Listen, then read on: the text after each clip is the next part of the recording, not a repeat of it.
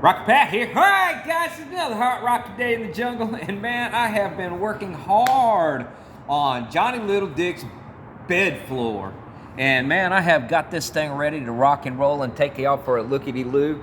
And yeah, it has come out spectacularly, way better than I could have ever hoped at the beginning of this. But I am super glad to have this done. I have to thank the Mr. Fitzy for his idea on how to do this. I did not come up with this. That was all Fitzy fabrication. But if you follow his recommendations, you too can make the bed floor, or the floor for your truck bed. Now, I ain't out the woods yet. I still got to put the little ramps at the end of it. But man, I gotta say, man, that ain't teabag. That ain't teabag, man. It's gonna look good up in that floor. And then crazy thing is, of course, it's getting a tonneau cover over the top of it. All right, guys. Well, this is welded, ground, and ready to rock and roll. Next step is I got to get it in the bed because I need to check the length. I can't put the end tabs on it until I know exactly how long I need it. So the next step is probably going to be starting to fit it up into the bed. Yeah, I'm happy to have that done. It took me about a year to get that done. Truth is, I did that one first. Yeah, I think it was that one. Yeah, that one first. And then I knocked this one and this one out this last month or so.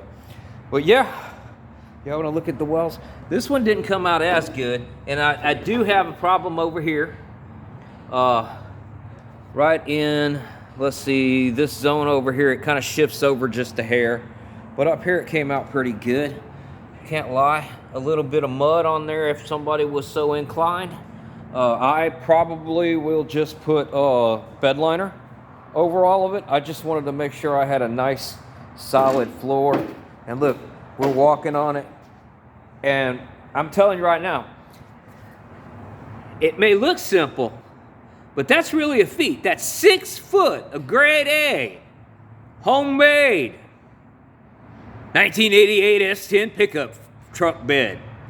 And the kit, the thing I had to do, okay, just because of these 3 pieces, I didn't want it to look like warp and everything. It does have a little twist in it, but it pretty much sits flush on the floor and will easily weld in.